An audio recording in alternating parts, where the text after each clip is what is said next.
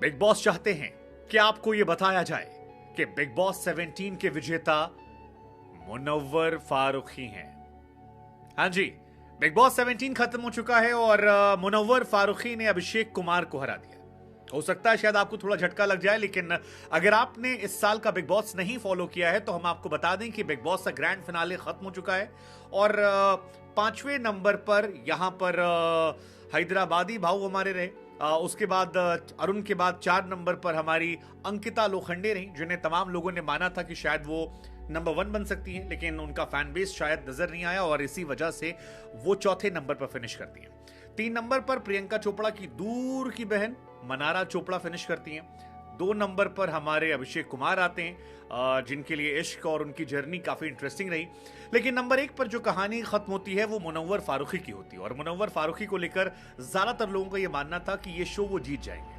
शुरुआत में उनकी शायरी, उनका अंदाज, बाद में उनके इश्क के चर्चे, अलग अलग लव अफेयर्स, लव ट्रायंगल, उसको लेकर काफी हंगामा, सियापा।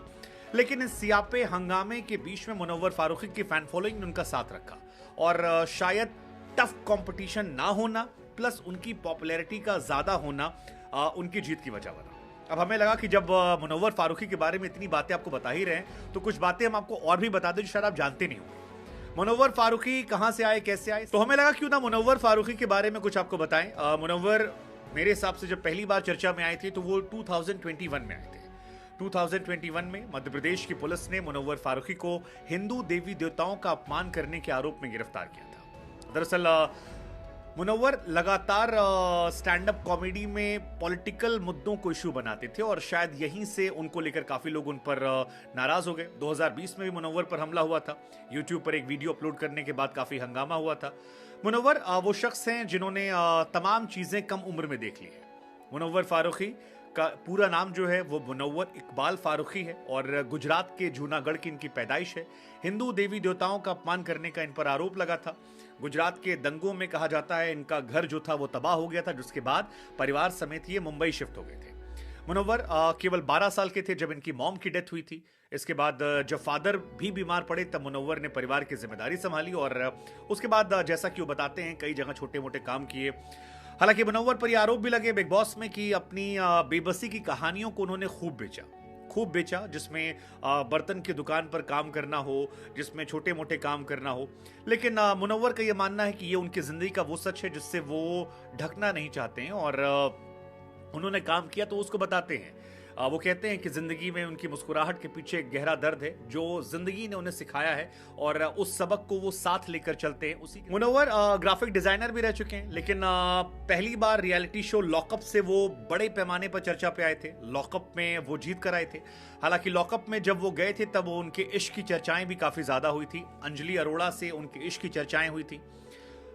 मुनव्वर पर वुमनाइजर होने के अक्सर आरोप लगते हैं। मुनव्वर पर यह आरोप लगता है कि मुनव्वर अपने इमोशंस से लड़कियों का दिल जीत लेते हैं और कई लोगों का इस्तेमाल करते हैं। हालांकि ये उनकी पर्सनैलिटी का हिस्सा है। कई मुनव्वर के फैंस का मानना है कि अगर लड़का हैंडसम है, लड़का स्मार्ट है तो फिर दिक्कत क्या है। लेकिन कुल मिलाकर मुनव्वर के अप्स एंड डाउन्स के बीच में ये शो उनके इर्द गिर्द रहा और मुनव्वर की हिस्ट्री बिग बॉस में 2 तरह से देखी जाएगी। पहली, 8-9 हफ्तों तक बिना कंट्रोवर्सी के मुनव्वर फारूकी उन लोगों में थे जिनका किसी से विवाद नहीं हो रहा था। हर इंसान से उनके बनकर चल रही थी, हर इंसान से उनके रिश्ते जो थे वो बने हुए थे, शानदार तरीके से काम चल रहा था। लेकिन 8 हफ्ते के बाद मुनव्वर फारूकी के रिश्ते सबसे खराब और उनकी जिंदगी में जब उनकी पर्सनल लाइफ को शामिल किया गया तो वो काफी ज्यादा कॉन्ट्रोवर्शियल हो गया था। लेकिन मुनव्वर को उनके फैंस और उनके चाहने वालों ने काफी सपोर्ट किया और इसी का असर था कि मुनव्वर लगातार जब भी बिग बॉस में पॉपुलैरिटी मीटर निकलता था तो वो हमेशा टॉप पर होते थे। और अगर आपने बिग बॉस का सीजन फॉलो किया है तो आपको ये समझ में आएगा कि मुनव्वर शुरुआत से ही नंबर 1 बने हुए थे और उनके अलावा कोई दिख नहीं रहा था जो इस सीजन में उन्हें टक्कर दे सके। एक दो लोग जो थे वो पहले ही बाहर हो गए थे। फिलहाल मुनव्वर फारूकी इस शो के विनर बन चुके हैं और उनके फैंस काफी खुश हैं। मुनव्वर ने शुरुआत में ही कहा था कि जो ट्रॉफी है वो डोंगरी जाएगी और डोंगरी अब वो ट्रॉफी लेकर जाएंगे। साथ में एक गाड़ी जो है वो भी उन्हें मिली है। इस साल बिग बॉस ने 50 लाख रुपए का पुरस्कार और एक क्रेटा कार ये दिया गया है। मुनव्वर की एक बच्चा भी है। मुनव्वर एक ये भी आरोप मुनव्वर पर था कि एक अंडर एज लड़की से शादी की थी उन्होंने, बाद में बच्चा हुआ, उसने कहीं और शादी कर ली, फिर उनकी ज़िंदगी में नाजिला आई, आयशा, यहाँ भी बनारस चला था।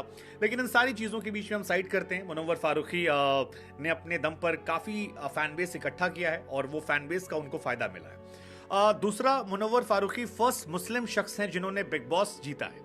अब तक किसी भी मुस्लिम व्यक्ति ने बिग बॉस नहीं जीता था, सो मुनव्वर वहां भी हैं और मुनव्वर को भी उनके धर्म का फायदा मिला, काफी फायदा मिला। मतलब मुस्लिम कम्युनिटी ने उनको बहुत सपोर्ट किया है। जैसे एल्विश के जमाने में हमने कहा था कि एल्विश के जीतने की 3 वजह थी, एक उनका धर्म, वो जय श्री राम वाला, दूसरा एल्विश का यादव होना जो कास्ट सपोर्ट था, और तीसरा उनका बेबाक होना। मुनव्वर के साथ भी ऑलमोस्ट वही कहानी थी। मुनव्वर के जीतने की भी 2-3 वजह थी, एक उनकी शेरो शायरी जिसने पॉपुलैरिटी बढ़ाई, दूसरा उनका मुनव्वर फारूकी होना जो उनकी कम्युनिटी में उनको पॉपुलर करता था, और तीसरा उनके इर्द गिर्द शो रखना, उनकी स्टाइल। तो आई थिंक ये था। हमारी तरफ से मुनव्वर, उनके चाहने वालों को ऑल द बेस्ट, और बाकी सबको भी